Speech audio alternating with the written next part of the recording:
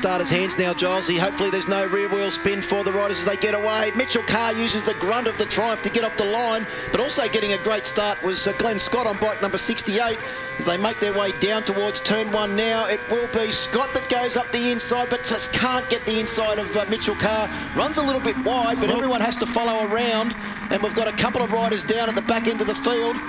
Just trying to pick up who those riders are. Unfortunately, I think it is the young Northern Territorian Sam Lambert on bike number 17 that's crashed out for the second time in 2 races. So his main focus this weekend is the super stock category. Let's hope there's not too much damage to the motorcycle or Sam, as our race leader Mitchell Carr makes his way up round the Dunlop hairpin now, and Glenn Scott in 2nd place, Josh Hook in 3rd, Brodie Waters in 4th, Levi Day in 5th place, and then it looks like Chris Quinn in 6th on the Cooper's Pale Ale machine. It was really good to see Mitchell get that good start, because he was saying to me that it was a little bit hard to get off the start, the Triumph, and he certainly won the start there, so that was really good to see. Well, what he also did in the first race, that Phillip Island that was cut short, was got an excellent start, led by over a second after the first lap.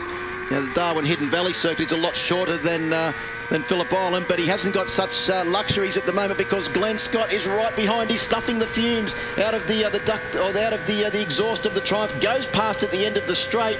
Yellow flag waving. Don't know if the officials will be saying anything about that, Giles. He went past, ran wide. Mitchell Carr comes back up the inside. Scott had to stand it up quite dramatically, and right on the situation to take advantage is Josh Hook on bike number 34, the man that's been mentored by the 500cc world champion of 1993, Kevin Schwantz. Through turn 5 now, Carr has stretched out 2 or 3 bike lengths over Josh Hook. Glenn Scott's gone back to 3rd place after having to stand it up there to avoid Mitchell Carr on the inside, and Josh Hook took full advantage. Brodie Waters still sitting in 4th place at the moment. Levi Day having a great battle at the moment with Chris Quinn on bike number 82. Then it looks like Christian Casella is the next rider through, so he's got off to a pretty good start.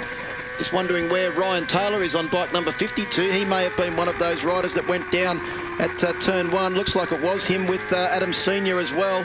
So then it's Mitch Levy, the next rider through, after Anthony Quinn on his super stock machine, doing cross entry and double duty this weekend. His main focus, like Sam Lambert, is in the super stock class. Down the long front straight, it is still Mitchell Carr leading from Josh Hook and Glenn Scott.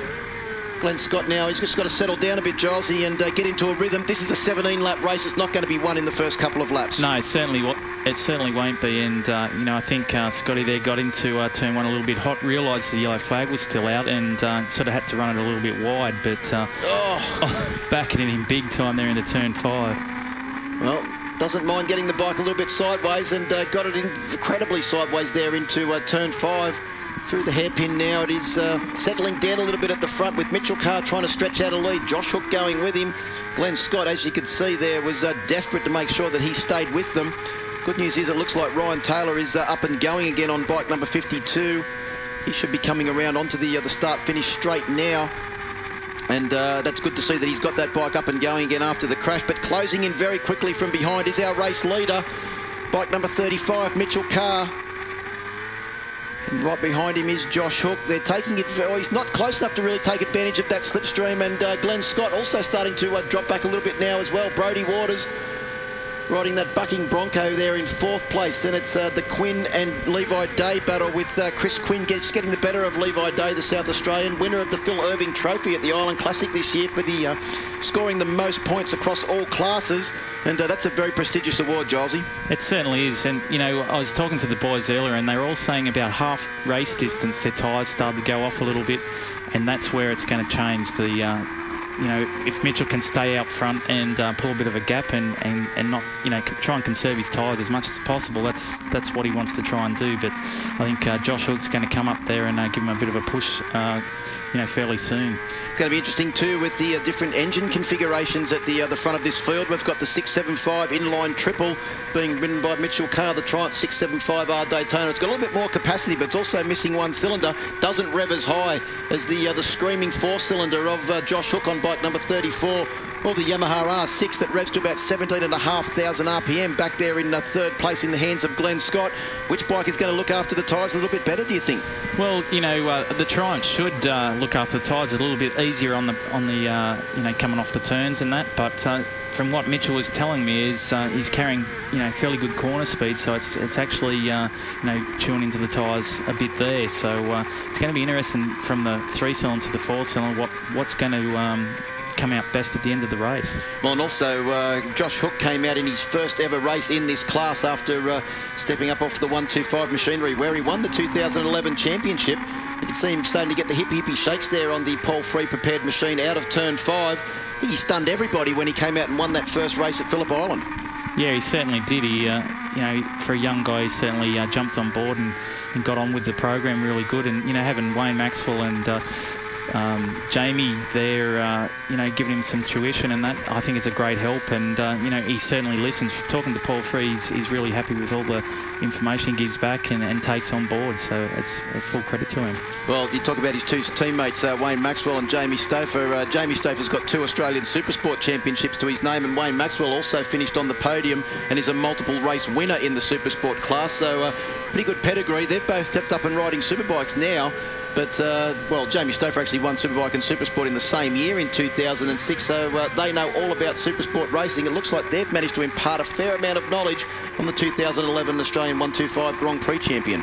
Certainly have, and, you know, to see a young guy pushing so hard and being so smooth so early on, I think it's great to see. Now, Brodie Waters, we're talking about him. He's back in 4th place at the moment, but he's struggling for a bit of rear-end grip. Looks to me like he may have caught up a little bit to Glenn Scott.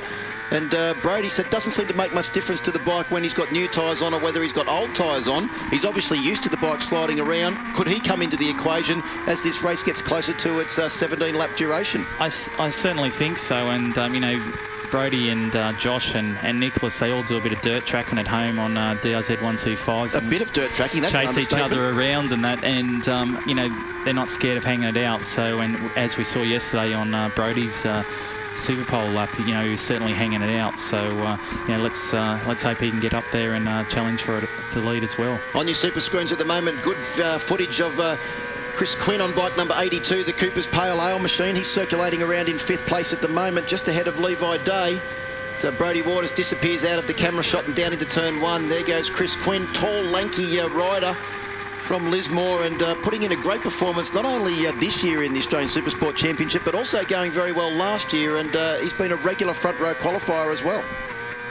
Yeah, certainly has, and you know, they've had that sponsorship with Cooper's Ale for quite some time now, so it's really good to see the sponsor sticking with their some of the race guys for as long as that, so it's good. And also the Channon Tavern, which has been with them for as long as I can ever remember seeing them race. And good to see both the Quinn boys out here in this class. Anthony a little bit further back in the field at the moment in 8th place behind Christian Casella. And Christian Casella was one of the front runners here in this class last year. In fact, I think he may have even taken a race victory if he didn't qualify on pole position here at Darwin. I think it was his teammate Mitchell Carr. When we say teammate, they both come out of the same garage, but actually Christian Casella was riding the machine that Mitchell Carr's riding this year, and Mitchell's just taken to this bike like a duck to water as he starts to catch up now. And Ryan Taylor, this will be the first time in a long time that I can remember him being lapped so early on in a Australian Supersport Championship race. That was of course because he ran off the circuit down there at turn 1, and now he's got a pretty lonely race back there at the tail of the field. He's probably actually lucky that he could rejoin the race and in one piece and that. So, yeah, hopefully the second race today he can get up there and have a better result. Well, blue flags being waved to alert Ryan Taylor that there are fast approaching riders from behind. He's our race leader, Mitchell Carr, on bike number 35. Going with him too is Josh Hook on bike number 34. Ryan Taylor does the right thing, gets out nice and wide to allow the leaders to come through. They caught him up there at the Dunlop hairpin. There goes Glenn Scott on the Yamaha R6. Here comes Brodie Waters. Looks like he may have just got balked a fraction by Ryan Taylor as they came out there of the left hand or the right-handed corner that leads up to the technical part. A couple of years ago, we were calling it the Cougar Curves because it was covered in Cougar signage up there at the top end of the circuit where all of those sequential corners are. But at the moment, no one close enough to take advantage of Mitchell Carr's slipstream. I think Mitchell might have actually just gained a little bit there on that when that lap rider was there. But yeah, Josh probably played it a little bit safe there going into the Dunlop hairpin. But yeah, let's hope the places close up a little bit, make a little bit more of a tighter race. 0.8 of a second is the lead for Mitchell Carr at the moment, and then it's about 2 seconds from Josh Hook back to Glenn Scott in third place. So another 1.8 seconds back to Brodie Waters in third. So Brodie Waters is starting to close in now on the tail of Glenn Scott's Yamaha R6. And once the tyres start to wear down and they start to slide a bit around, but Brodie's bike still looks to be pumping a lot out of turn 5 as he gets on the gas, rear end starting to hop up and down. And looks like he's really trying to ride that bike as hard as what we saw in the Super Pole lap, but he's got to do it for 17 laps in this race. 8 laps now complete for our riders. We're coming round now to complete 9 laps, so there'll be 8 laps to go after this one. Mitchell Carr onto the front straight now on the Andy Offutt prepared Triumph 675R Daytona. Of course, Andy, the man behind K-Tech suspension and K-Tech internals in that Olin's front end. The bike's performing very, very well. Mitchell said he was a little bit worried about getting on that bike when he first got on it because he knows Christian Casella can ride. And last year when Christian transferred from the regular Triumph to the R model, just couldn't seem to get his head around it and really struggled with the setup of the machine. The moment Mitchell Carr got on it, he was fast from the get-go. Yeah, he's really clicked with the new bike, and he was a little bit unsure when he hopped on the new bike whether he'd have the same problems that Christian did. So it's really good to see him up there and being able to take full credit of getting on that bike and riding it fast. Well, the gap has come down just a fraction, Gilesy, as they go through the first intermediate marker. It's 0.87 at the moment, but it's come down a little bit. It was getting out towards a second there for a little while, and Glenn Scott looks to be maintaining position now. Brodie Waters, his charge toward third place looks like it has been halted just fractionally. A 1:10.453 is the fastest lap of the race from Mitchell Carr, but a 1:10.465 is the fastest lap from Josh Hook. So not much in it, only 8 thousandths of a second there, the difference between the 2 fastest laps for the riders that lead this race. And more importantly, Gilesy, their last laps were, 5 thousandths of a second apart. This time, they're 3/10 of a second apart. So Mitchell Carr starting to pile on the coals now. A 1:10.6 versus Josh Hook's 1:10.987. You know, I'd say he'd be up there watching his pit board, getting his plus and minuses, what's going on behind him, and then seeing if he can make a break and push as hard as he can now and see if he can get through. One of the riders also running off down there at the bottom of turn 1. I think that may have been Anthony Quinn on bike number 58, who was chasing Christian Casella hard. As the just looking to see where the riders are, if that was Chris Quinn or Anthony Quinn. I think it may have been Anthony. There goes one of the riders up there. I think that's Anthony on bike number 82 in 5th place, still ahead of Levi Day. There's Levi Day making his way through. So unfortunately, I think it may have been Anthony Quinn that ran off there down the bottom of the field. We'll see if young Mitch Levy's able to take advantage of that and get past on the number 68 Racers Edge Suzuki GSXR 600. That's a super stock machine that's cross-entered into this class. Unfortunately, we also saw Sam Lambert have some problems which prevented him getting past the first lap as well on bike number 17.